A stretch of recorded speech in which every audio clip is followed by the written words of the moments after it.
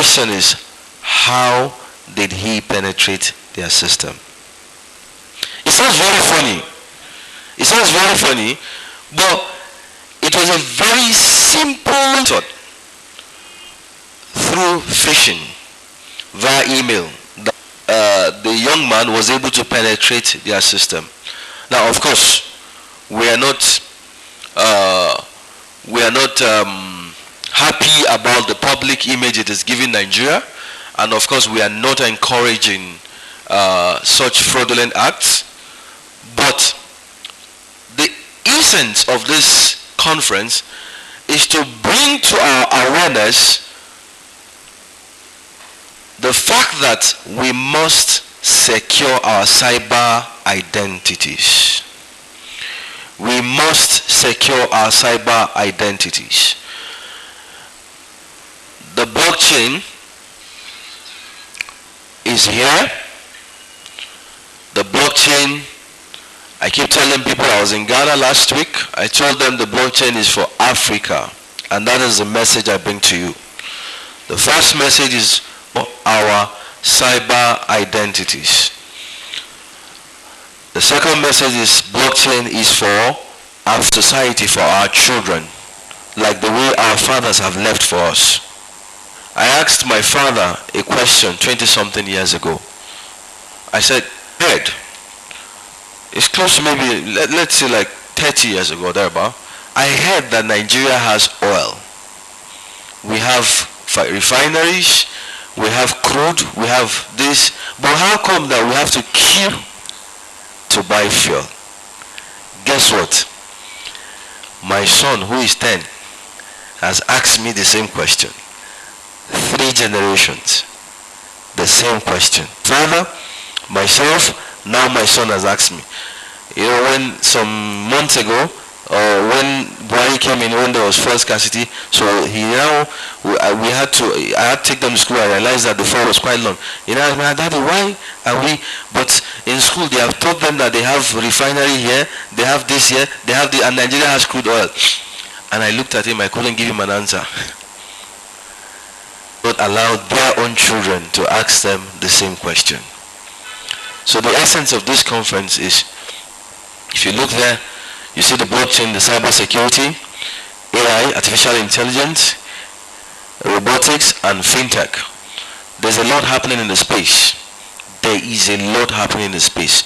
I was watching Bloomberg yesterday, and in a very short while, we will see sweeping changes across the world. China is coming out with a digital currency as soon as possible.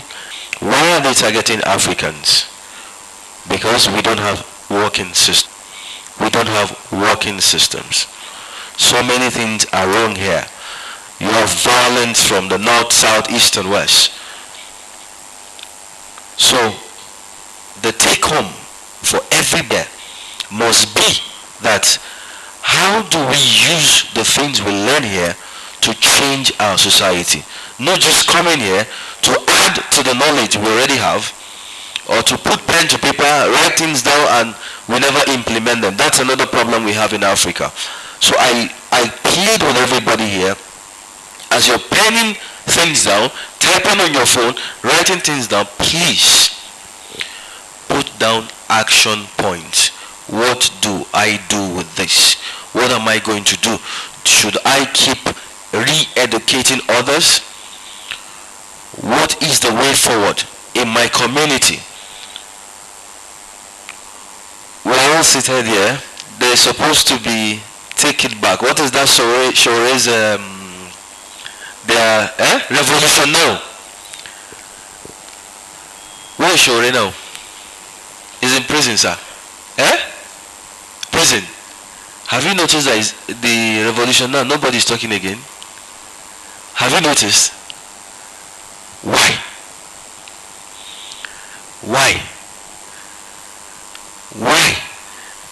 Sudan. Al-Bashir is in prison, and every day they are demonstrating. Hong Kong. They don't want the Chinese to take over. They have made their demands. What are they doing? As of yesterday, they released Wong. right? As of yesterday, one of the key guys, a very young guy, 20 years, they released him yesterday, and he's flying to America to give a keynote address. Why is Nigeria different? Why is Nigeria different? If we continue at this pace, are we going to realize, are we going to maximize the blockchain, the fintechs, the robotics? Are we going to maximize all these things? No. So what must we change? That's the question I put before you. So I welcome you once again, and strap on your seatbelts. It's going to be a very interactive session. I've looked at the speakers are world-class speakers, and we also welcome you to our community. We have communities which after this will help you to keep re-educating you, and so many other things we have in the offering. So thank you once again, and enjoy your day. You can make me happy. Round of applause for Mr. Paul Ezafulukwe. Thank you so much, sir. Mr. Paul is the chairman of CBAN, that's Stakeholders in Blockchain Technology Association of Nigeria. Thank you for the insightful keynote address, sir. Two things.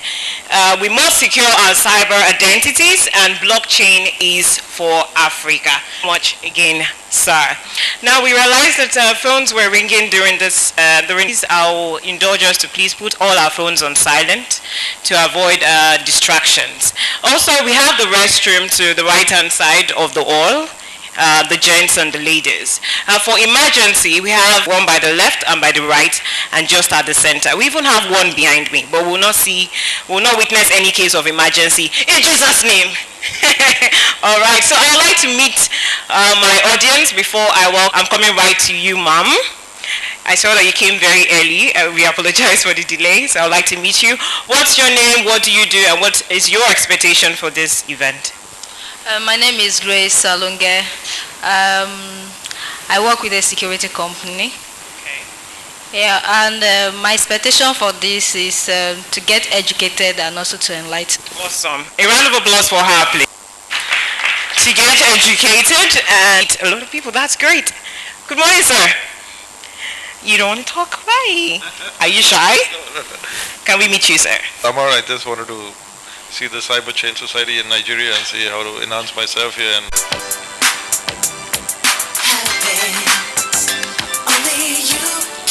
good morning, everyone. Yeah, my name is Olafemi Obadawe. I'm a senior consultant at Digital Encode. I'm here this morning to talk about the topic cybersecurity, more important weapon. And there's actually a need for us to talk about cybersecurity, to be honest. And in a presentation, I'm going to take you to cinema. So we'll move from the class to Silverbird Cinema. So I just want us to go along with me. So these are just few things about me. I'm a computer. I certified Squawka. I have ISO 2701, lead auditor, MIT cybersecurity professional. A payment card industry data security standard, PCI-DSA. That's the standard that actually protects cards. So I've done it for various banks, both in Nigeria and outside Nigeria. I've carried out a network sector assessment and risks overseas organization, both in Nigeria and outside Nigeria too. Facilitated those training, ranging from forensics, application security, both in Nigeria and outside Nigeria too, and also a certified associate member of Fixed Management Association of Nigeria. So, like I said earlier, I work in a company Digital Encode, a multi-award winning company, and these are just some of the awards so far in the industry. So I will start with this. They said, guys, it's time to invent yourself. Keyboards as a new knife. What this one is talking about is you know, before when someone wants to steal something, they come with a gun, they come with a knife. But now, keyboard is the new knife now. With my keyboard, with my system, I can move thousands of money. I don't need to carry gun now or block you at the point and say I want to rob you to do a lot of things. And that is what is going on now. So what is cyber world? cyber world is actually a virtual environment. There's a joke that said that I saw online some few months ago that when they were talking about that they want to go to space, to, they say cloud computing.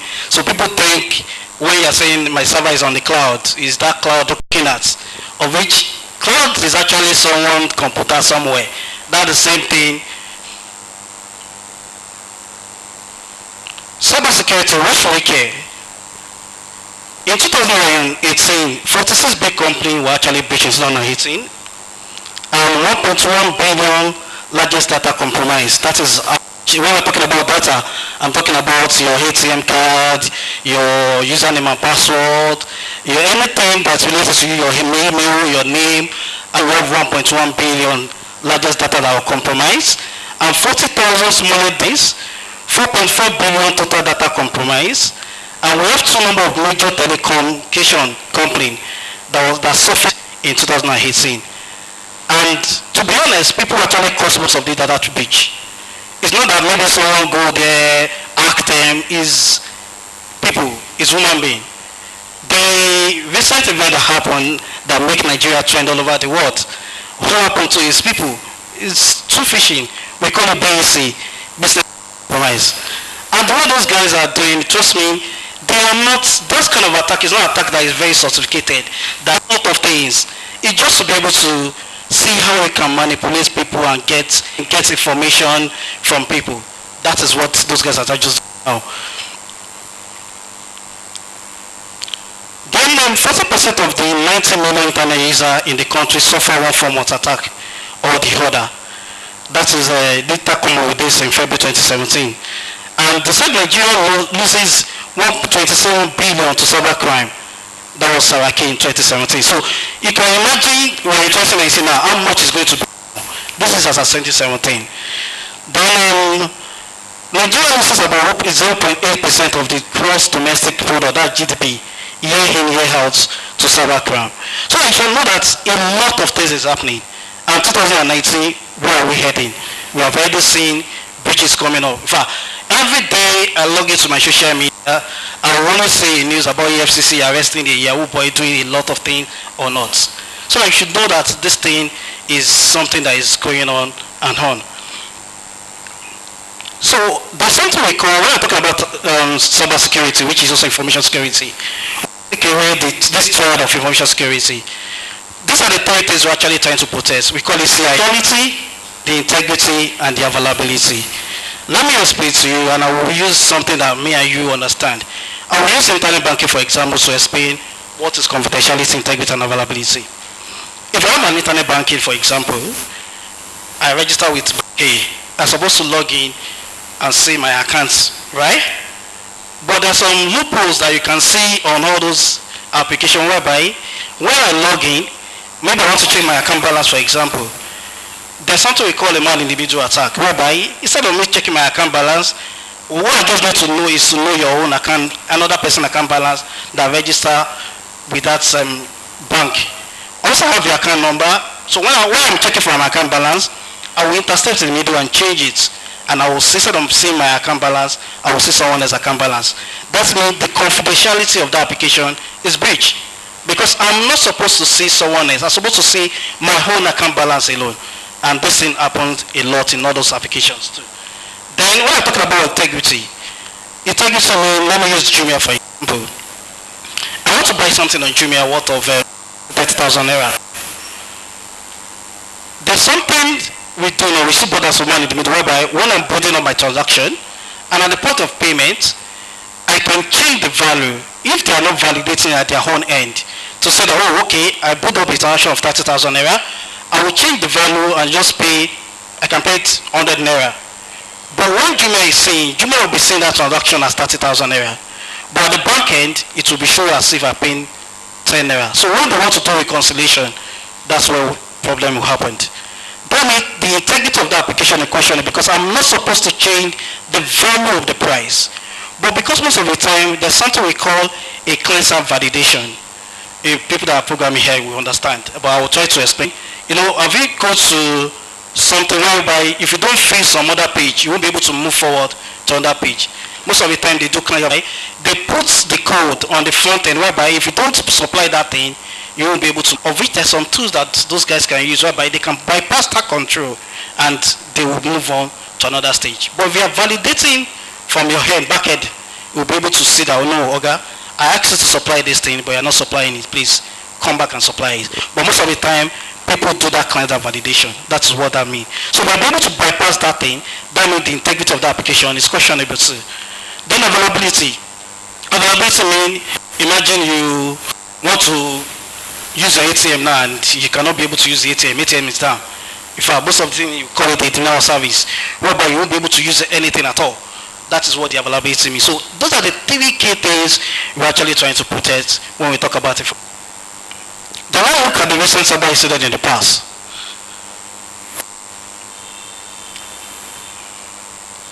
December 2013, there's a company called Target. They actually hit by a credit card breach. And this is what they lose. 40 million credit card details plus 70 million customers stolen. What this one means is, if I want to make transaction, I can actually make transaction on your behalf.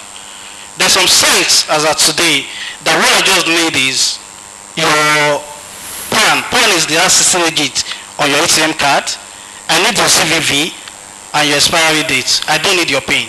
With those three things, which most of the time we supply to all those e-commerce when we're making transaction, and they store all those things most of the time. Imagine all those things are there. That means the hacker will be able to make transaction on your behalf. The only thing you'll just be saying is alert, and you'll be wondering, I did not make the transaction. Of which somewhere, you have supplied your details to some merchant online. The hacker hacked the merchant online, get those details, then make transaction on your behalf. And you'll be blaming your bank that is your bank that's caused all those things. Most of the time it's we that we're doing ourselves. One way or the other, people supply their details, and at the end of the day, those details are compromised because you don't know how Gmail is storing your card details. You don't know how Koga is storing your card details. So if anything happened to those platforms today and they did not store it securely, trust me, those bad guys will have access to all those card details and they can yet complain. This is as of 2013. Then 2016, the Bangladesh Central Bank soon, they lose 100 million missing after a weekend breach. If it's a swift transfer, if I want to transfer money maybe from Nigeria to other country, most of the time they use this platform. And over the weekend, hackers break that swift and make away with 100 million. So you can see that this is not that it started today. It has started since ages. Then March 2062, ransomware attack this Mr. X network offline.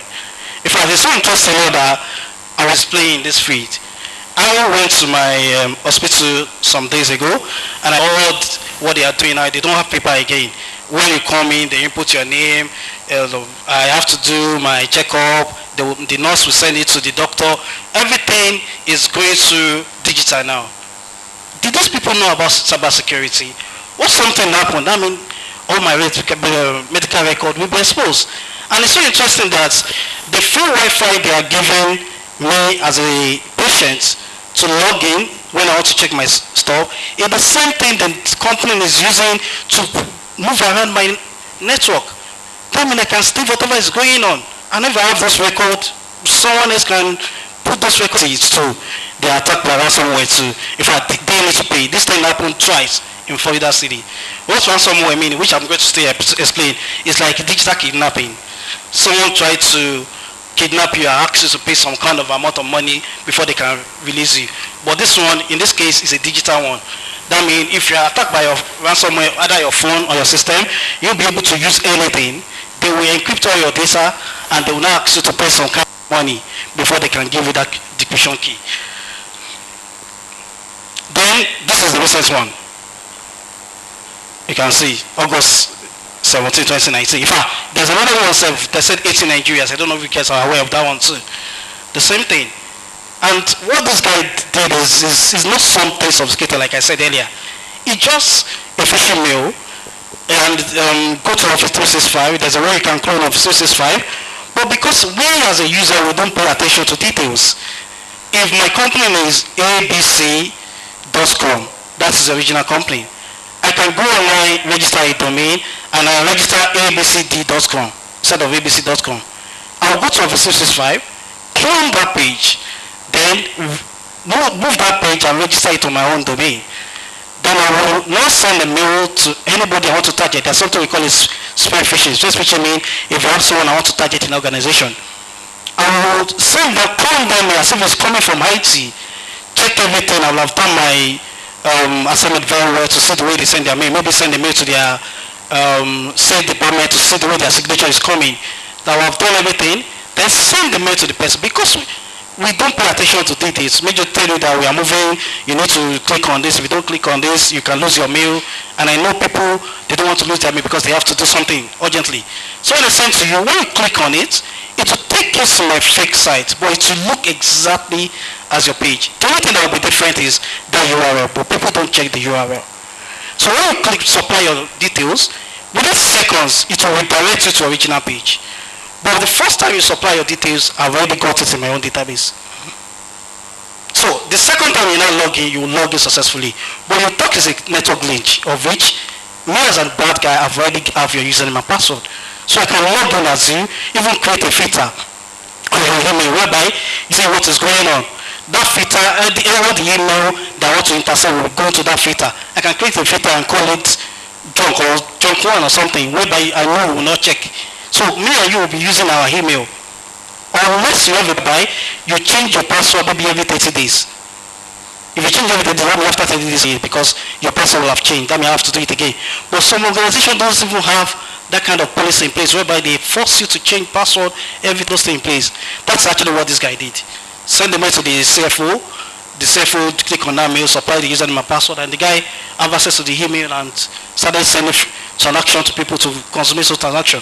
So it's not that maybe the guy do some kind of a bad hacking or something. No, just something just to save our best name. So we come in here, come now.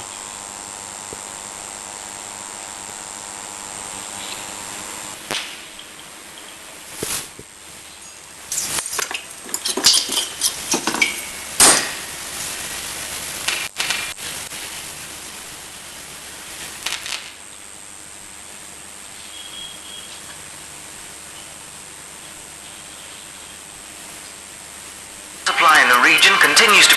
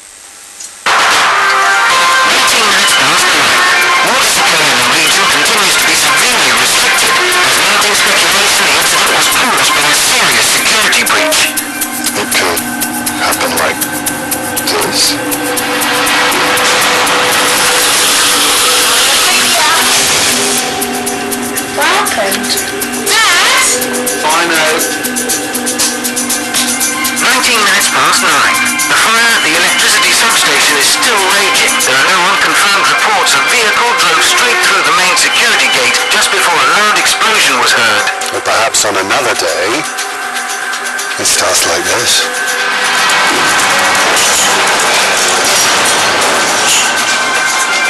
19 minutes past 9. Mobile phone coverage across the region is affected, and a spokesperson says that they're still trying to find the cause. Who knows? Could be a little thing. The incident has caused chaos on the road networks as people struggle to get to work.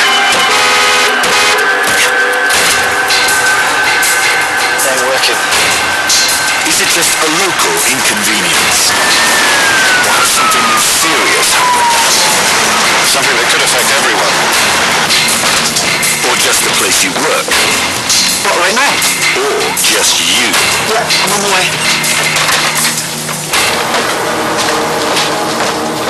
All it takes is one little nudge.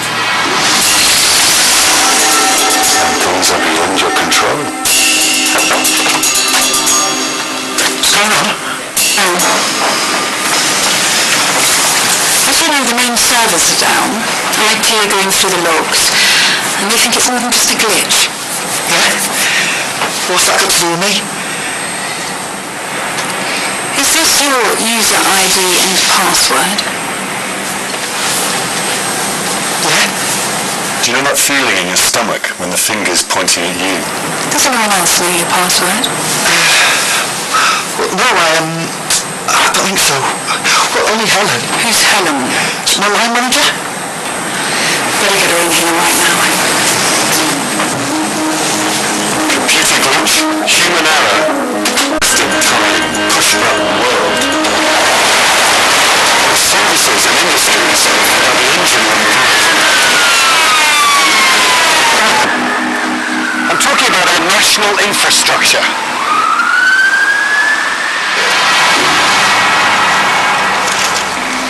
But if this network is so important to us, it'll be important to them.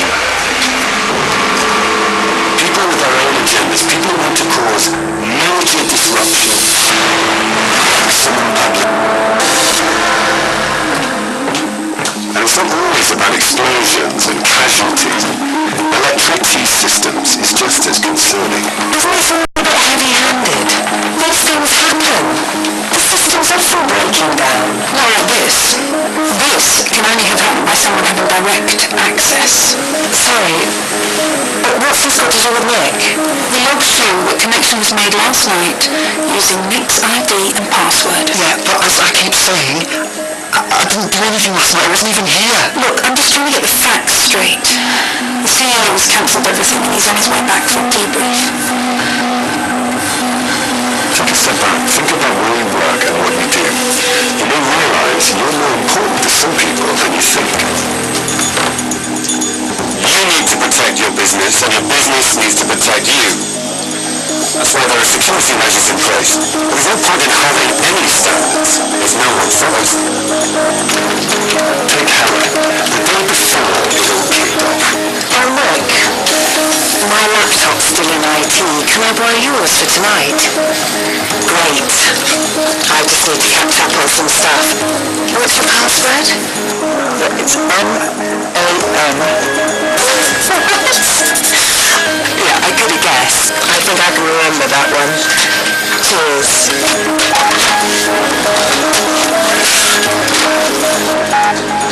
Wherever you work, whatever your role, security is your responsibility.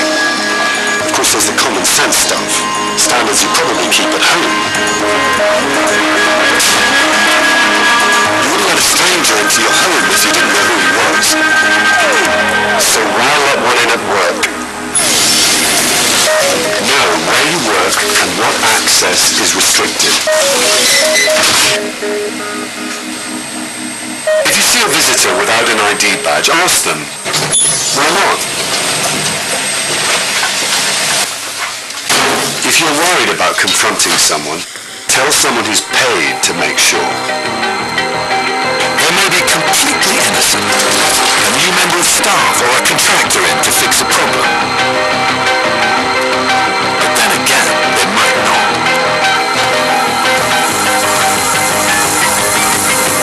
Passwords were assigned specifically to you, so keep them secret and don't write them down or leave them lying around. Memory sticks. Who knows what's inside them? Company accounts, delivery details. No. Let's hope that one's spam. Do you open every strange email without thinking? I don't.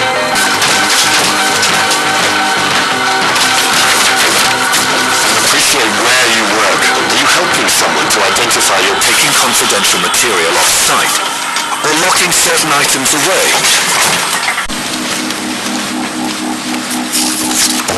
Honestly, when I left, everything was fine. Okay, what about last night at home logging on? Did you... Out with a few mates after work. Where might be best to put it to show you? If you handle a memory stick, ring our friend. Just think. Do you want me?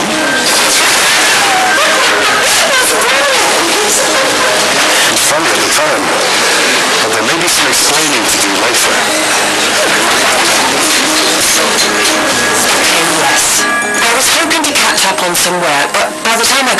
it was late. I never even used the laptop. I gave it straight back to Nick. There's mess at the laptop now. We need to examine it. It's on my desk. I was using it this morning. I think you should take a look at this. He was wandering around the building after 7. We don't think he's staff.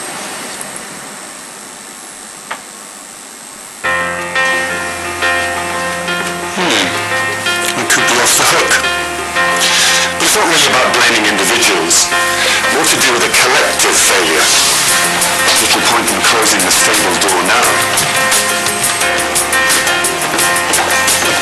Just be conscious about security. If you're not switched on to even the simplest security steps, it puts everyone at risk. Be proactive. Try to anticipate problems and understand how they're caused. If you see something wrong, then report it.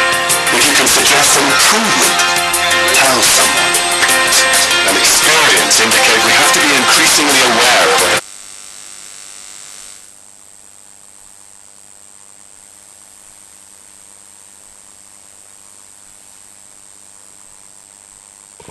Do you understand the video? You can see what happened. The guy coming via, we call it tailgating. If you don't have access to some place to have access to, because someone have access to it, I have to follow the person without someone telling me to, maybe what am I looking for, I should use my access. So when he got access to it, you see, the other staff asked the password, she wrote it down on the paper without taking it out. So the guy have to wait till night and use that thing to cause a lot of havoc. Imagine, that's why we cannot have this, we cannot have a central point for everything in this country, to be honest. Imagine we have a central point whereby our traffic light is controlled and they hack that place. Do you know what it's going to do? Or imagine we have maybe our water system, our electricity has a power grid whereby it's controlled digitally and something happened. In fact, I actually exercised for a company, a big company in Nigeria, and for over 6,000 staff, 5,000 staff actually gave out their username and password out of 6,000. You should know that come already. So this thing is, for social engineering is a thing that is ready now, to be honest with you. It's a thing that's really, because they know people don't pay attention to details. What I just need to do to just try to be able to make your work not in a hurry. So that's what is all this thing all about. So when I talk about hacking, let me talk about, under hacking I can talk about SQL injection. There's something we call SQL injection, and I will explain to you. SQL injection, direct access to all the content on their database because of that flow. So denial of service can actually come under hacking too. Then identity theft means someone tries to, you can say in that video, they use that person username and password of it, is not the one that actually doing it. So if EFCC want to carry the person out, they will carry the guy, of which the guy don't know anything. That means they are using your identity to move the money far. This is what they are doing now is, doing investigation is you that EFCC is going to come and take. Because it's your account that they use. Or we have a lot of things on inside traffic now. They'll just go, they say they want to buy something on traffic, maybe worth 5,000 naira. They'll tell the guy that they don't have cash, that you should follow them to the ATM. That they will transfer to you so that you can withdraw. So they will transfer to the guy, they can transfer 50,000, 100,000, depending on how much they want to move for that account to the guy, and they tell the guy, please take 10,000 naira instead of 5,000 naira and withdraw the rest and give them. Of which is the company's account they are transferring to them. Or they go to all the village and ask all those old mama to come and register. So the BVN, everything will be registered on that person, but they are the one that will operate those accounts. So that's what those guys are doing now. So that when you are tracing it, you will be able to trace those things to them. Is those guys that you trace to. Especially students too. You just see someone just told you that, please, someone wants to transfer money to me, can you give me your account number to transfer to? Most of the time, those fraudulent money are the one they are transferring to. We see a lot of people suffering of what they don't know about. Because you want to do Mr. Nice Guy. I want to be nice. But it's very dangerous. Then phishing, I've already talked about phishing. This phishing page is actually me sending email. We have VI, phishing. That's a voice. That means I call you, I try to say, okay, my name is so, I'm coming from so. I want for you to just avoid your information. We have smishing, that's the next one. Smishing is text message, and we get a lot of things telling you your ATM is blocked, it's for CBN, you should call them, you should do all those things and let them know. So DDoS means distributed denial of service. You know, denial of service is something is not working. I mean, the guy will have taken control, we call it a command and control center. The guy take control of a system, maybe has hacked one system in China, in Afghanistan, in US. So he will use all those systems that he has compromised and use it to attack the person. So when you're seeing that kind of attack, you will be seeing attack from Russia, China, of which is someone somewhere that actually use all those, like they use them as a zombie. You know the way zombie works. Someone is control them to attack it. That's what how DDoS work. Then cyber stalking. This one, you know, Nigerians, we like to flex a lot. We'll type, check into Las Vegas, check into all those things. Those guys, if they want to hack you, they can profile you based on your what you post on your social media. They follow you, they see what you like, where you go to, where you do, all those things, so that they can see when is the best time for them to attack you. Then spoofing means someone try to use your system to commit, especially each system what we call a MAC address, and it's unique to every system. And there's a way I can spoof mean I use that MAC address. Maybe the MAC address is called Femi. I can use the same Femi and enter the network. So when they are saying that for this transaction, they will be saying Femi, of which is not Femi that is doing it. Then somewhere, that's kidnapping. Then cyberbullying. This one too is happening a lot. Someone just try to type something on social media and tell you to just bury. They want to release your node, all those kind of thing. So that's the kind of attack we have over the years. So what are the set of targets? We have digital information from servers, we have protected information, we have personal information, your name, your address, all those details, and we have physical assets. Maybe someone stole your system and you have all those confidential information. And I always tell people that if I steal your system now, I don't need to know your username and password before I log in. I get all those details. There's a way I can take your hard disks, I will enslave it, I turn it to external hard disks, then I will copy all the information that I need from your system. I'm dangerous. So I always advise people, but if you're going to a site HTTPS, that padlock, I won't be able to see what is going on. But there's something I can do. We call it ARP poisoning. I will put up to pop up, even if you have data, we'll still use free Wi-Fi. So things, we call those 14 RDO, which I'm going to explain. A is for architecture, D is for design, I is for implementation, and O is for operation. If this RDO is basing in anything, whether AI, USSD, banking, and any platform at all, if anything is missing containing to security on those 4 things, trust me, those systems will be hacked. USSD, you know what is, I think it's even died down now. What is waiting before USSD is those guys when they steal your phone, the only thing they need is your SIM card. And the way banks implement USSD is for us to onboard, if you're not on board before, it's easy. They just ask you for a BVN, all those things. And with your SIM card, there's a code that I can type to get all those details, BVN details. Once I get it, then I can onboard on your behalf. But if you have onboarded before, what I will just do is, they will not try to buy, you know when you buy a recharge card to that phone, they will not require a PIN. So they will start buying a recharge card on that phone, then they will go and sell it. They are still gaining. Or there's some platform to whereby they can register your SIM card since they have their SIM card. And then there's something that happens too. We call it opportunity. Opportunity means, you know, if you don't use a number for a period of time, Telco can assign the same number to another person, right? Assuming I have that number in 1974 and it's tied to my account in the bank, and I did not go to my bank to say, oh guys, I'm not using this, and they Telco assign that number to another person, and unknowingly the person is just playing around and just type maybe *73 for example, definitely the person will have access to your account because it's tied to your account in that bank. Then the person will move your money, or you will not be crying that, oh, they have moved my money, I did not make transaction, or which is you that did not do what you are supposed to do.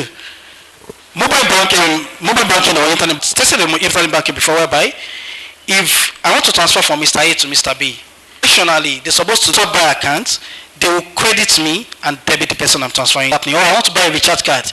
Once I want to buy a recharge card, I initiate the transaction from my phone or from my internet banking. I will change that account number once when it comes to the time for them to deduct my money to someone else's account number I know in that bank. So I will get the value, but they will deduct the person money. So are the flaws that happened. And I know at least a lot of banks are doing a lot of things in those space now. You can't do all those things. But some applications too that are coming up, you know, everybody now, they want to go digital. Everything now, you want to get a loan quickly. You don't need to go to the bank. People take care of functionality. They don't take care of the security aspect of those applications. And if you don't take on security aspect of those applications, trust me, those guys will defraud those applications and move a lot of money for those applications. And you don't need to be sophisticated to do all those things.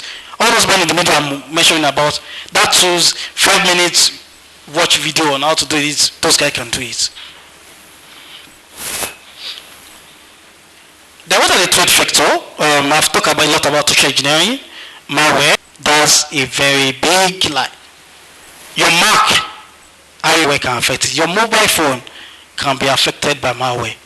Any platform can be affected by malware.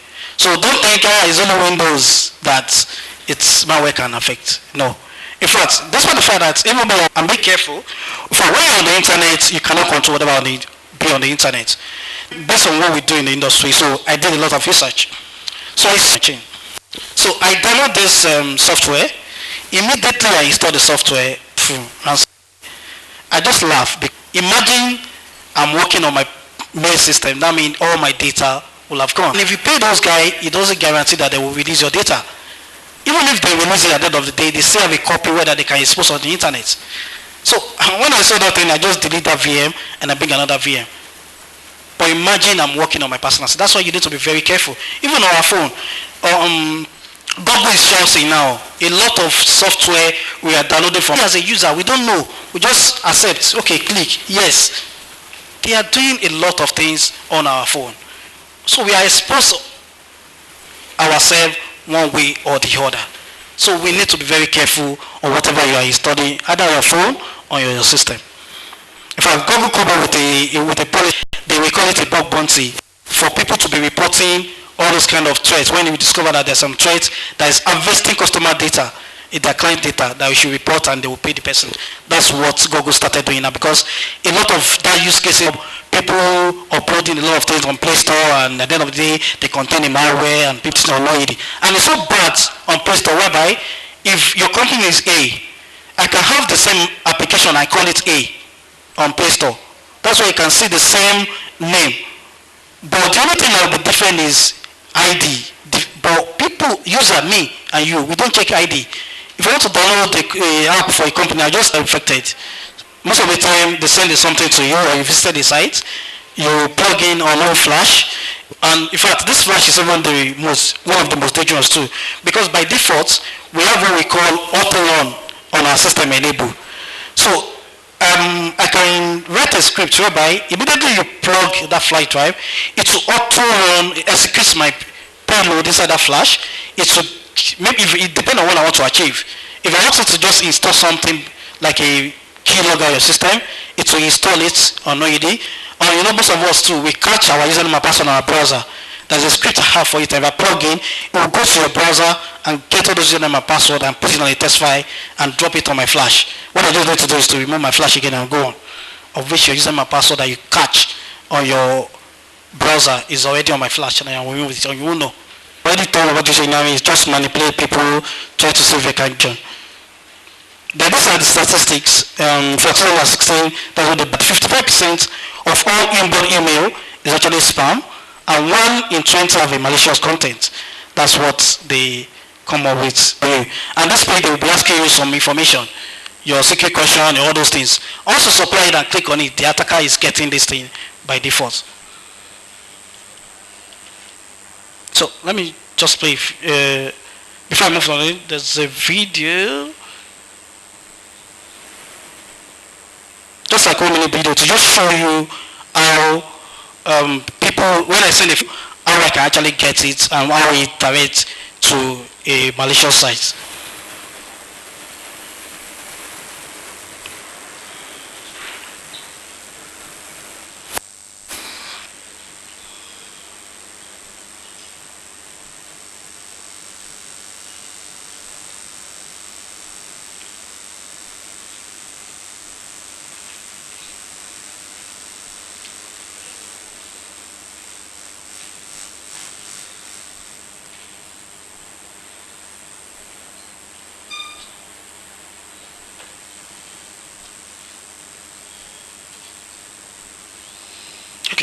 Yeah, you can leave it for me. There's no speaker, no voice. Yeah, no way. So this is an example of what the guy did for that CFO email. So this, you register a site, can go online to register for a site. So this is how they set it up. So they've already put it in. This is the subdomain that the guy already. This is just for test. I can call it another name. That is. So when I put that link on the browser, you can see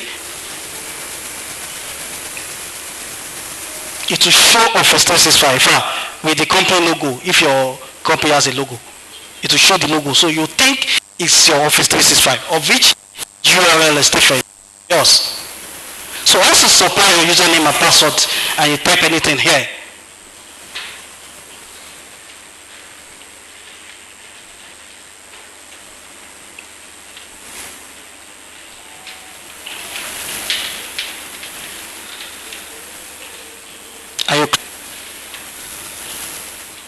when I click sign in, I'm getting those username and password on my database as a malicious guy.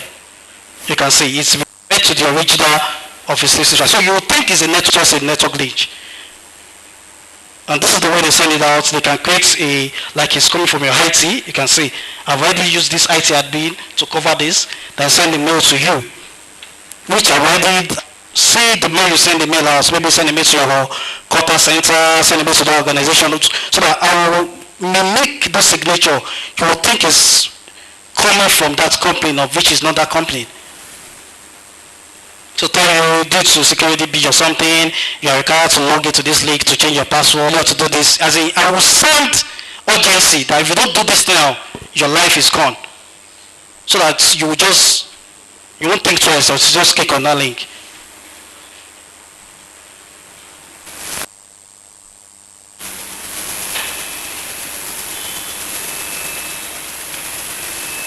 So send that service coming from your IT guy.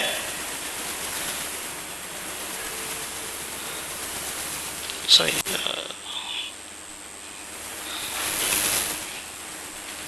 So once the IT guy can send me that, he click on it and he put the username and password there.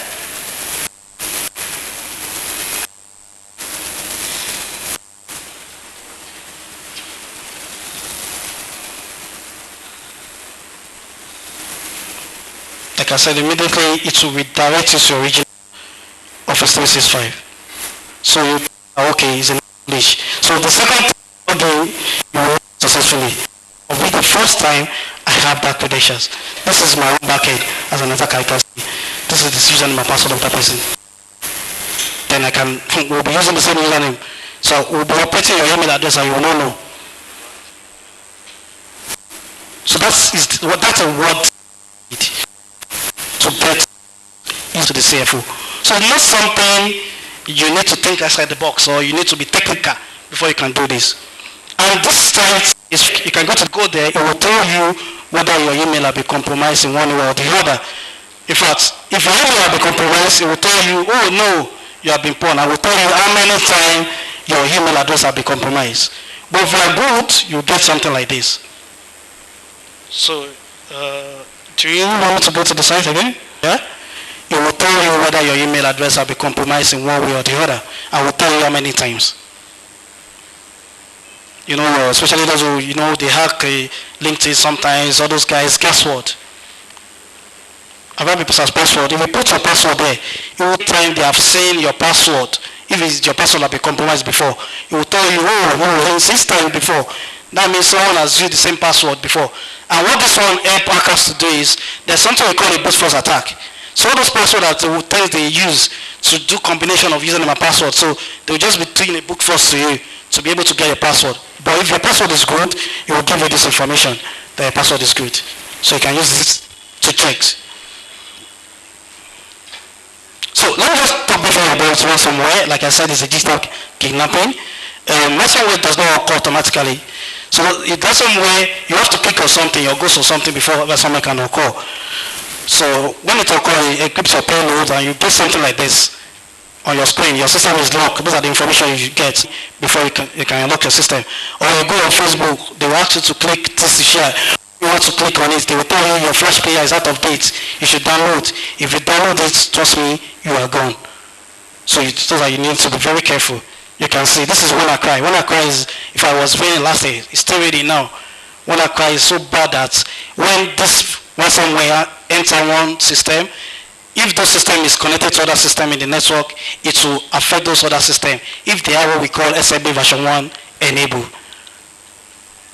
So we actually have an article on ransomware. If you want to read, you can read from this article.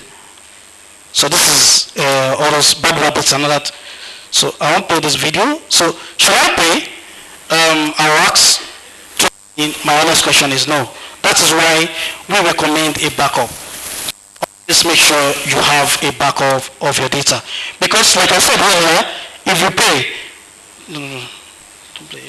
if you pay, it's not guaranteed you're going to get details. Just give you those details. Because there's no time, I will show you a video what's happening when you pay.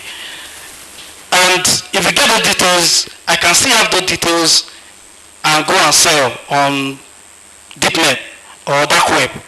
And as I say, as an attacker, I'm getting in two ways. Number one, you pay me. Number two, I'm selling those data. No, don't play it. Don't play the video. Don't play the video because of time.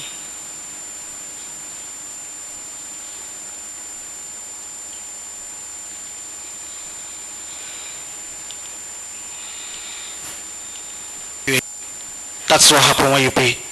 So that's why we recommend that you should not pay. Because it's like you are empowering that community. It's a community too. A community.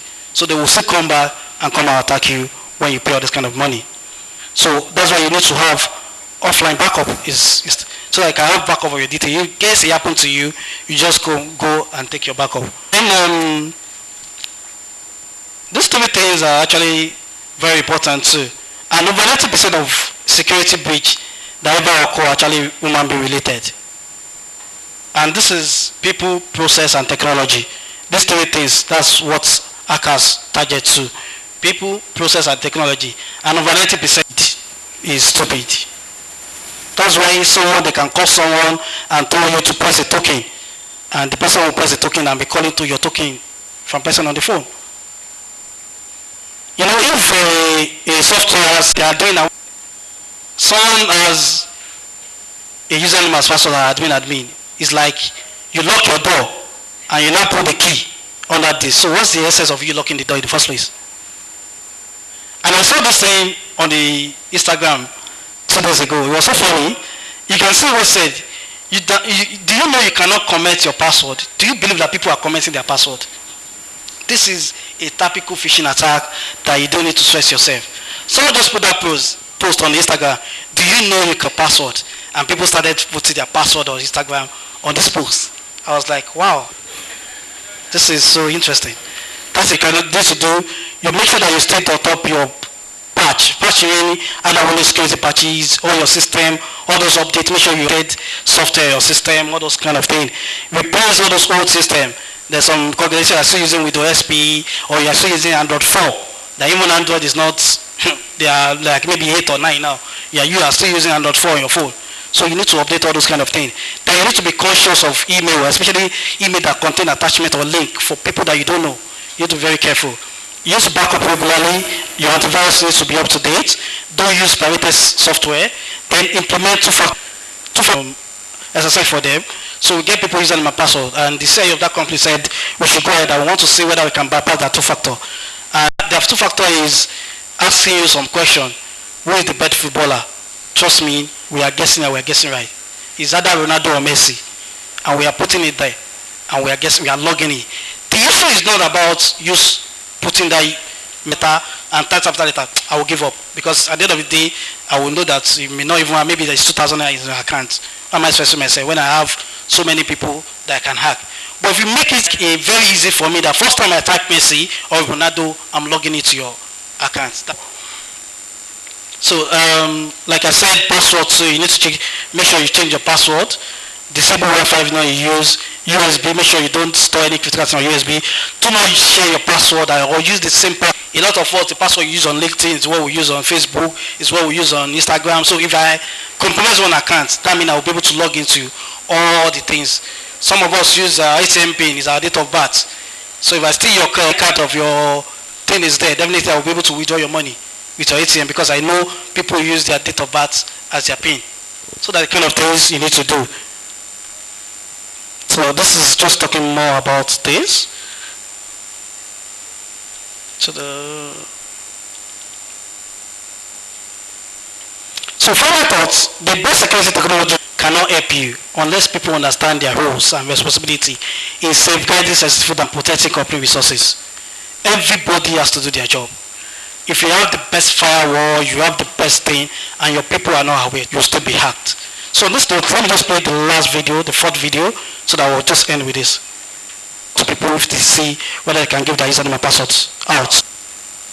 High school. Oh, what kind of dog do you? What kind of dog do you? Cybersecurity today and how safe people's passwords are. What is one of your online passwords currently?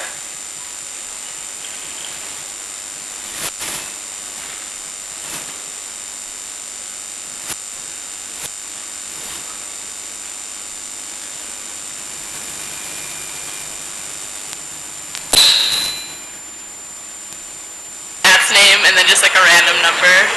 Okay, and how safe words are. What is one of your online passwords currently? It is my dog's name and the year I graduated from high school. Oh, what kind of dog do you have? I have a Toronto Papillon. And what's its name? Jameson. Jameson. And where do you go to school? I went to school back in Greensburg, Pennsylvania. What school? Hempfield Area Senior High School. Oh, when did you graduate? In 2009. It's like my cat's name and then just like a random number. Okay. So you've had this cat for a while? Yeah, she's my childhood pet. Aw. And what's her name? Her name is Jolie. Jolie. So like a password, there would be Jolie and then a number. Yeah. Like number 1? Like my birthday. Oh. June 12th. Oh, nice. And what year was that? 95. Oh, great. So it's 6, 12, 95. Yes. Got it.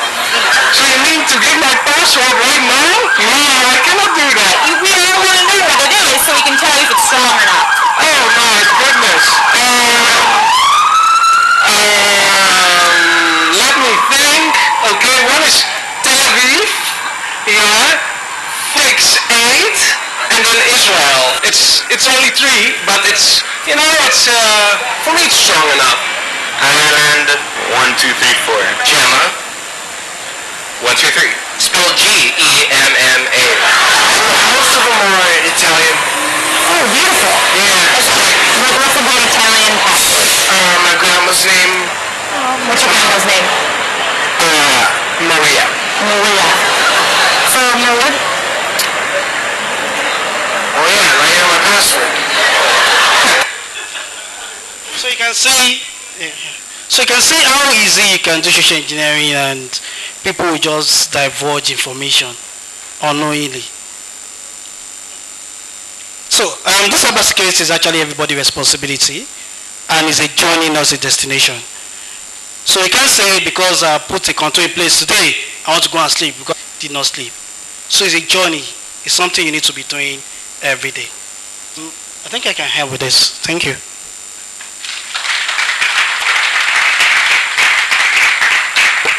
Thank you so much, Mr. Oluwafemi. That was a wonderful session. Did we enjoy that session?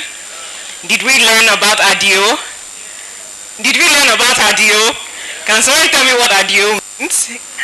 ADIO? I came late. Oh, she came late. Okay. The A?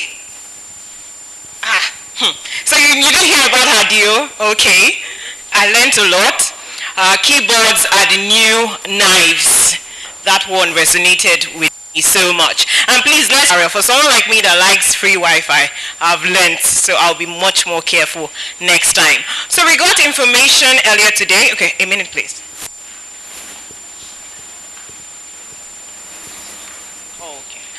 Yeah, so we got information earlier today that there's an environmental sanitation. We have a lot on out. But I will indulge us to please tweet, use the social media, by saying there's no environmental sanitation. We're having the CyberChain conference, so we're going to go straight to the panel session. I'd like to invite Mr. Oluwafemi Obadare to the panel session. Can we please give them a round of applause as I call them out? And purposes. So I have cards whereby that's the card I expose online. So even if you do anything on that card, the least amount you can see on that card maybe 2,000. So that's a card PS4 paper. Immediately I pay on that platform, I use Alibaba. They compromise the account of that person. So Alibaba send me a mail immediately that this account will be compromised. That should not put on paper to pay. But before paper consummate transaction, I quickly go to my paper to cancel that transaction. But it's greed. So if they move my money, it's not Alibaba, it's not my bank, it's me. So that's why we need to be very careful, sir. Okay. I hope I answer your question. Mr. Suleidare, can you help us to enlighten? Okay, let me start this way. Vault Bridge is my second time here. I want to commend you for the record in case I'm going to leave after. And I want to add this. I'm not willing to lose any of my hard-earned money. If it is 1 naira or 2 naira, I don't want to. I'm sorry. I've been at least far back as 2011. I used 150 as transaction charges. And the bank man asked me, and he said, why don't you just get this thing in Nigeria and forget about this whole thing? Things were like 2012 then. I told him, I like this particular phone. That brand is in Nigeria now, so I'm not going to advertise that brand. I will tell you why I'm saying all these things. So just to tell you that I've actually taken this risk of different sites, even when cybersecurity was just okay. Now, let me just add this to what he has said. To be sincere, there are my absolute way of understanding what happens, but there are some things you can do when you are vast. Number one, you watch out for reviews. There's no site. If you can't find one single review on Google on that site, please walk away. The first thing you do, you go to Google it and say reviews about so and so sites. When you go to Instagram nowadays, you see lots of pages bringing so many technologies, like telling you really more, you just buy one small thing, all those little things. They have their way of getting at you. Number two is watch out for the SSL certificate. That's the HTTPS. Now, most of the systems, they will give you the certificate owner. An example, my company sells certificates, other companies they sell. You can easily copy and paste on Google. They will direct you to. Some other companies I might not be able to mention, they sell known companies that you know yourself that are into cybersecurity solution providers. So they will sell to you only if you have registered documents that is traceable. So they won't sell. So those sites that have those genuine information will never defraud you if you can actually make a case for them. The number is that don't go out of that channel to negotiate. An example of like what he said, I almost fell victim, but because I know these things, I didn't. He talked about Alibaba. I was actually trying to get a PS4 Pro on Alibaba, and the guy was telling me, oh, this is this price. In fact, they sent me the price list and the likes. And I look at the prices, I checked everything, I was like, oh, I knew something told me that this thing is actually wrong. But I gave them benefit of doubt, and let me tell you how I got to know that it was wrong. They on shows, they sell flowers. How come someone that sells flowers is now selling PS? But you don't take time to check those things, those details. The description, they have metadata on internet. You don't check, you just go and make payment. And the moment I started discussing with this guy, during the course of this panel, at least this session, I'll shed more light on one or two things. Thank you very much. Thank you very much. Appreciation to Vault Bridge for inviting the service to a talk, one or two from this conference here. To add to what the other two said, for me, I don't buy anything online. I am of the internet, like I do whatever I do, social media, monitoring and the likes, but I don't do transactions on the internet. Not because of fear for threats or attacks or anything, but because of if I should be able to protect myself away from the threat, I should be able to do that also to others too. Most people don't really like to take advice until it happens to them. That's when they will get to know that you shouldn't have done this or that. So if I want to do anything, maybe I saw something online and I want to buy, I go through someone. I say, do whatever it is you want to do. Whatever it is you want to do, I'll pay you the money in cash instead of going online to do that. And if you observe discrepancies in websites, if you check Alibaba, Jumia or Konga, the details there. Little details gives out all of these things. So that's just my own addition. Thank you. Thank you very much, sir. Mr. Mohamed Tesa will join us for the video conference in a few minutes. I have a question from... Thank you, Mr. Badari. With regard to using online, would you advise that we keep those card details saved on those forms, or we just delete those card details whenever we make transactions? Secondly, you were talking about using free Wi-Fi, and if we use advice that we shouldn't do any transactional thing. Is it just not doing transactional things? Can we also think about the hacker having access to our personal if we use free Wi-Fi? And if people go outside the country and say hotels are offering free Wi-Fi, do you advise people to use their free Wi-Fi, or they can be carrying their Nigeria outside? That kind of thing, yeah. Okay. And then with regard to 2FA, I hope we are not mixing it up with security questions. There are 2 FAs that require number. Can you bypass those 2 FA numbers if you don't have access to the individual's device? Last one. Yes, I can bypass those 2 FA that require those numbers if they are not doing what we call a server-side validation. And I will give you an example. I have tested an application before whereby they are even sending OTP, and when I intercept, I can see the OTP they are sending before it gets it. I can take it before I even get to the person number, and I use it and log in. Some people will not show it and copy it, then I put a wrong one there, then we call it business logic test. That's where I can study. In fact, most of the time, attackers go as much as having a legitimate transaction for them to just understand your flow, so that they can bypass when they want to do the malicious one. So fine, if you are not doing the server-side validation, trust me, they can bypass it. The second one on the free Wi-Fi, if you are using a VPN, because I have VPN too on my phone, then I can connect to anywhere. I'm good, because my payload is encrypted before you send it, so it cannot even intercept anything. But if I'm not using a VPN, and you said you want to do maybe log in to any social media or other thing on that Wi-Fi, trust me, because you don't know who is watching on that network. So that's why it's dangerous. There's a friend of mine, he went to an hotel to stay in an hotel and using an internet, and he said that the internet is slow. Just try to, let me just try, there's a gateway, 192 something of the gateway, and he gave the page. He just tried admin at me and he logged into the gateway. Imagine, and everybody's connected. The guy was just shouted that, what is this? In an hotel, and it's a very big hotel. So you have to call the manager that, what nonsense is this? But if a malicious person, you can do a lot of things there. And that's the Wi-Fi everybody's connected to. Your first question, I can't remember again. Can you remember the first question? Yeah, cards. If you don't need, some people, I know what to do is, they don't store the exact card. They call it, I can't remember the name they call it now, like a offset, like a shadow of that card. That is what they store. They don't store the real card. So if you don't need to store that real card, you don't need to store the real card. But if you are storing card, you are not, there's I mentioned that PCI DSS. Or I know CBN do something in that regard now, or anything your card is going, whether you are transmitting story, you are not supposed to store that information in a clear text. You have to store it in an encrypted format, or you store the first 6 and last 4. You are not permitted to store the PIN of that person. You are not permitted to store CVV.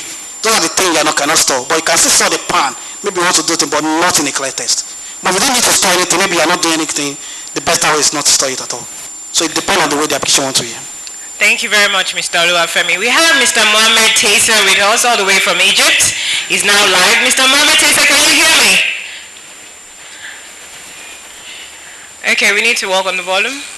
Can you? Yes, we can hear you. You're welcome. I have a question for the DSS representative. Pleasure being here. Thank you for having me. Apologies for not being able to be there personally. I wish I could. I've never been to Nigeria, and I look forward to visiting you guys soon. All right. You're welcome, sir. All right. Question from DSS representative, and Mr. Mohamed Tesa will also help us with our question. All right. Good afternoon. Anybody can answer the question, but the question is simple and straightforward, right? We all know that no matter what, we can't be 100% secure, right? There are two, as in from what I understood from what he said, there are two ways we can be breached, on our personal side or an institution. Now, my question is, in the case of institutional breach, which as secure as they can be is not 100%, it's being breached every day, and hopefully until everybody adopts the blockchain, we'll keep saying that. So on the legal side now, that's why it's more to the DSS representative. On the legal side, we see a lot of situations whereby we see breaches that are the fault of the institutions, not personal carelessness, institutional liability, but the personal user of that particular institution still bears the liability for that carelessness. I have a lot of situations. I've had a personal experience. So my question is, what does the government do to hold institutions liable and to compensate people when breaches happen that are not their fault, and sort of a guidance to do so? I do apologize for, I didn't hear clearly most of the words, so I will ask someone to please either repeat it closely to the speakers or something so that I can hear it properly. I do apologize for that because I didn't hear you at all. Oh, okay. And I don't want to cut off, but if someone can please transcribe or tell me again what was said so I can hear clearly. All right, we will do that. But DSS representative will answer the question, and then you ask the question again so you can listen. Can we have you answer this question, DSS representative? All right. In answering your question, in 2015, a very prominent financial institution in Nigeria, permit me not to mention names here, please, and also as a disclaimer, the thoughts I share are my own thoughts. I am not the spokesman for the service as it is, so please let's be kind with our quotations. Thank you.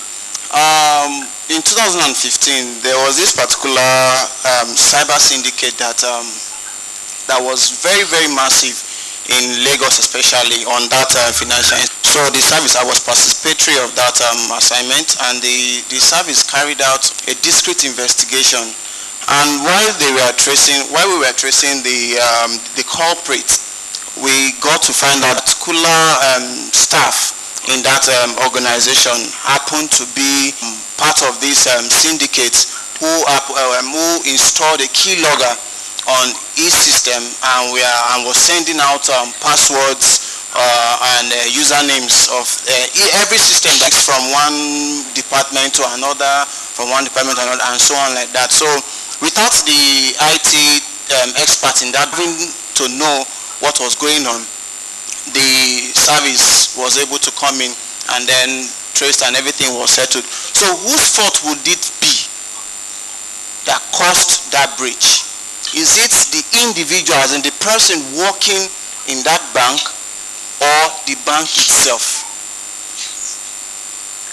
So it all boils down to the individual person here. Because you have access to a system. It is your system. You have to do everything possible to ensure that that system is protected, just like the video clip we watched. Everything has to be done diligently. You know that when you are working, you are not, maybe you are disgruntled and you are not happy about the policies of the organization. You speak out, you say it, and if you're not comfortable, you try to tell the person or your superior that you may leave, and want to leave. After the trace of that investigation, everything was settled. But the crux of the issue is this: who actually takes the fall for such breaches? The individual may have been prosecuted, but the bank still takes the fall for it, even though the individual cost it. But to save face, the bank just had to take it. So in ensuring that the institutional breaches are managed, but every staff has to be vetted. It may not come to the service for vetting. Even the banks themselves, why I'm so concerned about banks is because they are the major attackers of cyber crimes. So even the banks too has to do something about it, ensuring that individuals that they put in different censuses are vetted adequately and diligently. I don't know if I have answered your question, please. Thank you very much. Mr. Mohammed Tisa, this question is for you. Can you hear me? I can hear you clearly now, yes. All right, this question is for you. Okay, to repeat the question, like the question was, why is who bears, how the governments all over the world? Sorry, there was a bit of echo. So, okay. What was? Like, how can governments all over the world ensure, because we see a lot of cases whereby institutions are breached, but we have personal liability. That's the customers bear liability for such breaches, but it's not their fault. It's usually institutional breaches. So how would governments show that that institutions bear liability for breaches on their system without harming their customers who did nothing wrong per se? I really can't hear you. Can someone just send me the questions by a message? Jude has my number. He can send me the question, because there is a bit of a distortion that I can't hear clearly. Okay. What I can hear is you're asking about how governments and companies can ensure security, Yes. or how can they ensure employees are compliant with the security regulations. Oh, Correct? yes, that's the question. Sorry? That's the question. That's the question. Yes. So, as long as there's human implemented in any system, there's always room for human error, as you saw earlier on the video from the previous presentation. Humans always allows for errors in a system that you cannot accommodate for. And that's why blockchain offers some form of solution by eliminating a lot of the third parties, and third parties here doesn't mean banks or anything. Third parties are any or every person that is involved in a transaction that does not need to be there. And a transaction does not need to be just monetarily. It can also be via data, so that I'm sending data from one person to the other, or I'm sending money from one person to the other, or I'm declaring something. So in that sense, blockchain can offer a way to, let's say we create a blockchain for a company that wants to maintain the security of its passwords and how employees interact with its network and everything. So they create a network for themselves on blockchain, permissioned, so that they give can access this information via their identity, for instance. And once their employee is terminated, or once there is a need to eliminate the permission for him to go, they can eliminate that directly by saying that he doesn't have permission to view the data anymore. And in that way, they maintain the ownership of their data and only give employees access to the data. So essentially, that can be a form of an intranet or a form of a network where this company employees interact with each other. And at the same time, the company has ownership of the data, while the employees only have access. So the accessibility will depend on a lot of factors that cannot be just, because even a username and a password, even if you don't leak it out from a personal perspective, it can be taken out from a server, similar to the Binance hack. So Binance, the blockchain cryptocurrency exchange, had a problem, I think it was a year or something ago, where they were hacked. Some of their people were hacked. Their wallets were hacked. But essentially, how does that happen if they're running a blockchain? So as soon as I get access by username and password from my laptop to access my accounts, that means that my private key is held on their servers. And if the attackers know quickly on servers, then this server is a vulnerability. So having the data distributed over a network and giving permissions, I think, is better. But But as long as there's a human element, there's always a risk. You can never say there's 100% sure way to maintain data. The way to maintain data secretly is never share it with anyone. But if you're going to share it with people, there's always a risk.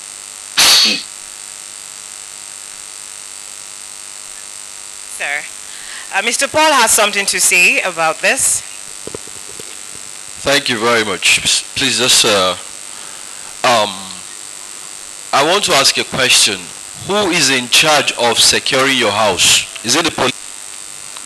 Where you live, who is in charge of making sure that you have security in your house? Who? It's you. Now, over a period of time, Mr. Mohammed has actually answered, he spoke what I wanted to say, but there is an addition. I want you to understand this. When I was talking, I talked about the Internet 2.0, which is the blockchain. Now, but you see, human error, the human factor. What the blockchain offers us is we move away from the third party, the third person. It is your thing. But you see, consistently over time, we are still trying to push the responsibility to a third party. That is why we have decentralized exchanges. As a person, if you look at the core of the blockchain, we are not supposed to have centralized exchanges where they keep our private keys. It doesn't make sense. What's the technology about? It's about giving power back to the people. Taking away the government, taking away every other third party. And you now go and take that right and you give it to another person to keep for you. Does it make sense? It doesn't make sense. That is why the future is decentralized exchanges. Decentralized exchanges where you hold your private key, no stories. You are responsible to keep your money. The problem, I apologize for cutting off, but the problem with what you're saying by people maintaining your private key is that you will have to enhance the cybersecurity of the hardware and either on your phone or your personal laptop. Yes. But the thing is that the sophistication that requires the normal person to do is not there yet. And the solutions that you are planning to use, are you going to use McAfee, for instance? The hackers and the people who are using data penetration and identity theft don't wait for you to get the right software to do this. They will get your data, they will take everything that you own, and essentially let me know when any decentralized exchange is able to handle the billions of dollars that will be flowing through a traditional exchange just because of the lack of latency, the problems with network, and even if these are solved, the security aspect of everyone handling their own security. Well, essentially, the problem with when we say complete decentralization is that we are trying to shy away from how things work in the real world. The real world has an element of decentralization and an element of centralization. And I'm not talking about a government level. I'm talking about your house. I'm talking about your personal life. You, sir, in your home, do you run your home in a centralized manner? Okay,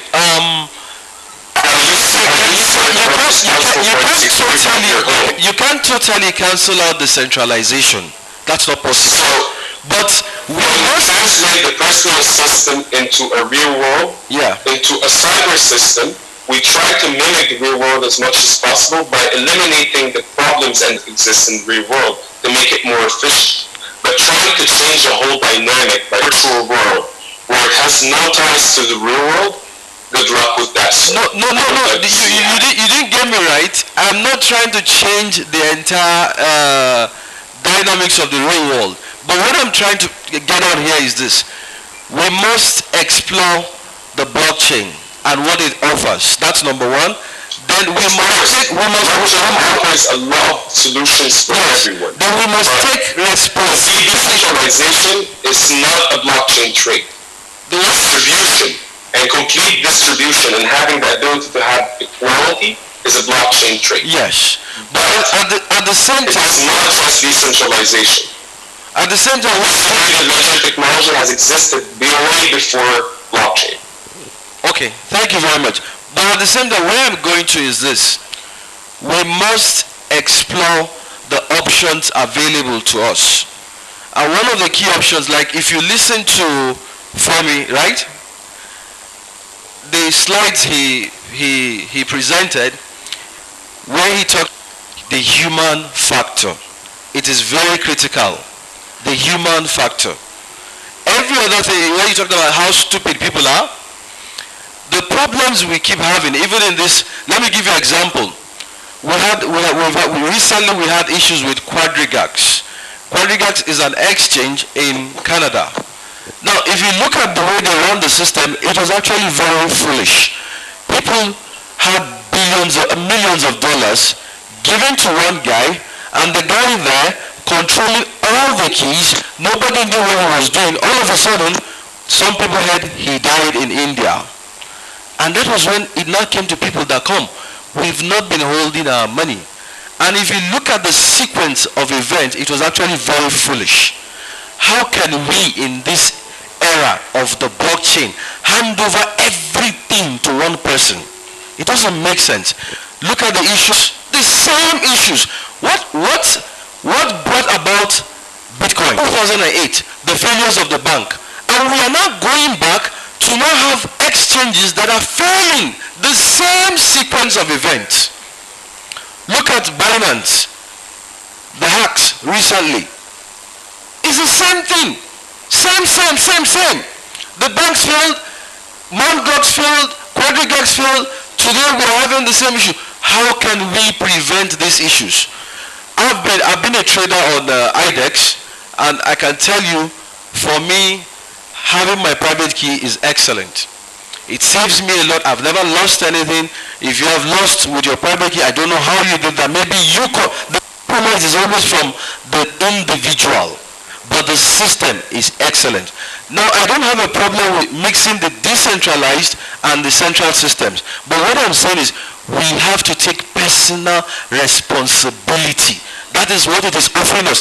Take personal responsibility for your keys, for your money, and for every other thing in the cyber world. If you don't take personal responsibility and you're waiting for the government to take responsibility for you, it doesn't work. Who has the government compensated in the hacks that happen in the States? Who? Nobody. In Europe, who have they compensated? Nobody. Are you waiting for Nigeria to compensate you? Where will they get the compensation from? Is the money with them? No. Take personal responsibility all round. Thank you. Thank you very much. Thank you very much, sir. Let me comment on that 1 second. Okay. I do remember you asked how to make in the question performance and companies in a sure way make sure that their employees are compliant, correct? But now you're talking about how people should take responsibility for their own personal keys. I haven't lost anything, by the way. Just, I don't know where you got the notion. But in terms of people because I know what I need to do to hold my personal keys, I need to know the private keys and everything. Most of the average people, you're a trader yourself, you said. But most of the average people don't know how to do that. And the hardware out there or in existence today doesn't help people to achieve that. Okay. Once that is achievable, complete decentralization of people having complete ownership over their data is something that would be, I am working on something like this right now. But it doesn't mean that I will control the data. It doesn't mean that one person controls the data. Who will own the network? Or let me ask you another question. Who will own the network or the blockchain where people hold their own information or their private key or public key or their data that they have access to? People who use iCloud, people who use the normal cloud services on their phones, who has access to this data? When you're using your own cloud today on your iPhone, Apple has access to that data. If you're using Google Drive, Google has access to that data. But there are legalities and legal agreements that prevent so, and if they do so, there will be something like a legal action taken against them. But why people are trying to way to blockchain, because as an owner of the blockchain, I don't even have the data or control over how it's conducted or how it can change a smart contract and how it acts and everything. And that's the power of blockchain, that it's trustless. Thank you, Mr. Mohammed. Thank you very, very much. Thank you so much. We would love to go ahead, but we're running out of time. We have just one question for Mr. Solidari. We have to be very fast, please, because we do not have much time. Thank you. Good afternoon, sir. Please, sir, you made mention of SQL injection, where a hacker can write some SQL code to inject. So now my question is, how can I secure my database or my client's database as a web developer, whereby the SQL code won't be able to penetrate to my database? Mr. Solidari, that's for you. We have less than 2 minutes. Actually, I think you're mixing it. It's for him, but it's fine. For Mr. Femi. Mr. Femi, please. Can you hear me? It's very simple. There's something we call a parameterized query. That's what you need to do. You just need to set up anywhere you are accepting inputs from users. Don't ever trust it as a programmer. Because if you are accepting inputs, you are expected to put email. As a customer, I can decide to put a select statement there. So try as much as possible to validate what users send it to you and parameterize your query. Then you're good. Okay, Mr. Solidari has something to say about this. Okay.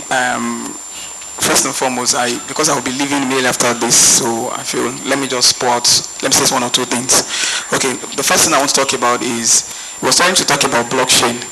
I'm not going to say a lot of things about it, but trust me, when it comes to cybersecurity, blockchain plays in fact a key role, if I want to use that word. And the reason is, for me, when you eliminate the number of contacts, you reduce the risk. I will not say more than that. When you eliminate the number of contacts, if I'm just dealing with one person, I know that's just my risk. But I have 2, 3, 4 to work with, then that's what blockchain is all about. If you go through it, I want to have direct access. I want to have 24/7 access to my information. I want to have control. I want it to be parallel. I don't have to go through A, B, and C to get things done. And that is why, if you see that always honor this invitation, is because of that fact that I have. Okay, in addition to that, you talked about Wi-Fi. So quickly, I've just run through that thing. Talk about Wi-Fi. At this junction, you cannot write off third-party solution. When I say third-party, I'm talking about the cybersecurity solutions, like you mentioned. You cannot do everything yourself. When you build your house, lovely, beautiful, you need a door. Abi, you still need the fences. So these are what they do. So you need to get that. If you are outside running Wi-Fi enabled and the likes, after this meeting, I know Vault Bridge, they're going to give out a solution. That solution comes with Wi-Fi protection anyway. So when you are connected to any Wi-Fi, you can see anyone trying to send either scripted or unscripted attack or whatever on that network for your own system, not for theirs. So it automatically blocks it. So they're going to give it at no cost. Courtesy is set anyway. But another thing I want to talk about is, thank you for clapping. Okay, now about the question he asked, when it comes to institution and the likes, what we call GDPR. We have so many things in place. But one thing is, you need to be sure that what that institution is using is what you can work with. You have the right to ask. There's what we call data loss prevention. We have, in Nigeria, we talk about NITDA. Now let me come home. We talk about NITDA. I didn't actually cram that, but I'm going to read it out for you. We want to regulate. So in case you are, maybe your money is being taken or cybersecurity issue and you discover that, okay, maybe it's not from you, you can report to them. Nigerian factor is involved anyway. I will not say more than that, but you understand what I'm talking about. It's National Information Technology Development Agency. You can report to them. GDPR means no company has the right to keep your data for more than 2 years, depending on what you sign with them. In other countries, it's already in place. So we are trusting that neither will help us to push it in Nigeria. Okay? Then another thing I also note here is that 2FA is another thing your bank or anything financial must use. 2FA is also key. So if you are doing anything with anybody and 2FA is not involved, at least, let me just say 2FA has to be. I think with this, finally, please, blockchain is exceptional. Currently, what we can afford now, if an individual level, if you can afford cybersecurity solution, go ahead and get one for yourself. And to an extent, you'll be safe. Thank you. Thank you very much. Thank you very much to all our panelists. DSS representative, you have something to say? Okay. Add something to the gentleman's question. While that investigation was concluded in that period, then the various accounts that we identified that were compromised, they were compensated by the bank.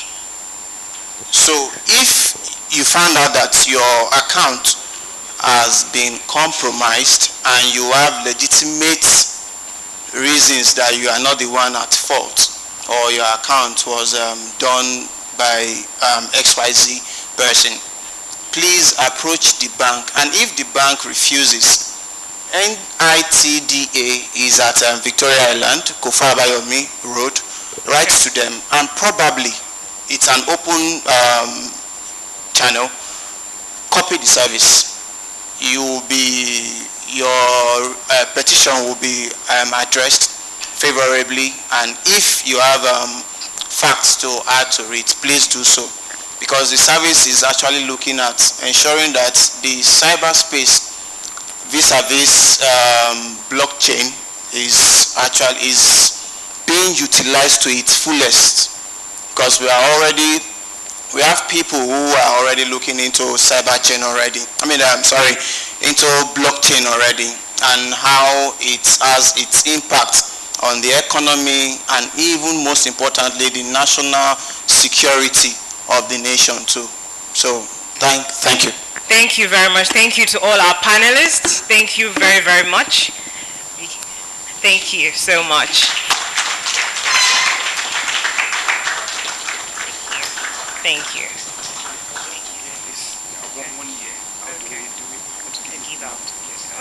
Okay, so Mr. Solidaya has gifts to give two people. So two people that asked you questions. Do you remember them? You can just... Okay. All right, please, can you come forward and have this wonderful gift here from Mr. Solidaya? Can you come out, please? Yeah, come out. Are you shy? It's a gift, though. It's a gift. 5,000 naira. Okay. Yeah, it's a gift. It's 1 year. You can use it for your either mobile, MacBook, any device. So it's for 1 year. Please, can anyone take us? Okay, any other person? Any other person that yes, I'm giving two. Okay. Another person? Gloria, please come and take this picture. Then let me. There's another person ask one. Okay, please. Yes, I know. Yeah, okay. Ask a question too.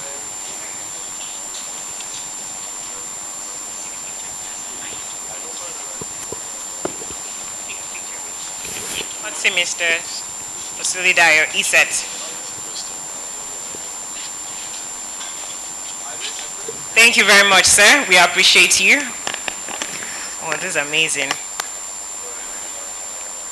Thank you for the gift. Courtesy is set. Thank you so much, Mr. Solidario. So we'll be taking our 20 minutes break now.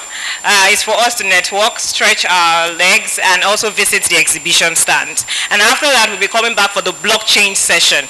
It promises to be amazing. We have 5 speakers that are coming here with all the energy to educate us on blockchain. So now let's take our 20 minutes break, and when we'll return, there'll be so much fun afterwards. Thank you.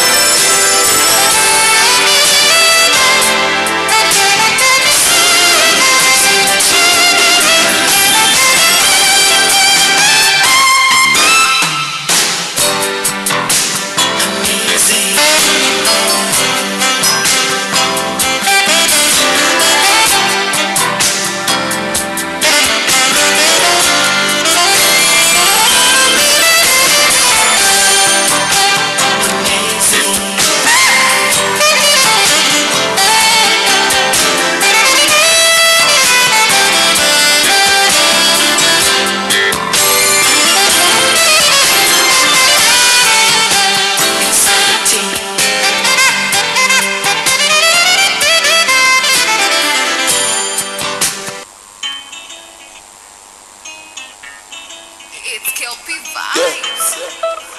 Yeah.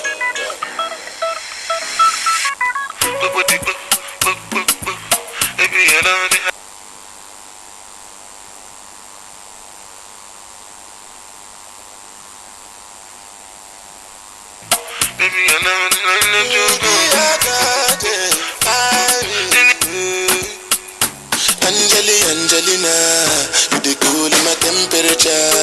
If you call, I go come deliver. I no go fall in your hand never. So now me you could love forever. I'm a cocky no feeble letter. I'm a Angelina, with my Angelina. Oh me all down. Anytime when I see you for the club or the television, your body. Sure you know no say when you carry 50 kill somebody. You know I feel a vibe, you feel a vibe, so baby whine about me. Yeah, and I know you shy, but it's cool when we're making love. On the low, on the low, on the low, on the low, on the low, on the low, on the low, on the low. Angelina, you the cool in my temperature. If you call, I go come deliver. I no go fall in your hand never. So now me you could love forever. I'm a cocky no feeble letter. I'm a Angelina, I'm a Angelina. Oh no, so when I want to come out, make a signal you. Why you want to request on me like I interview? I'm tryna put the ring on your finger too.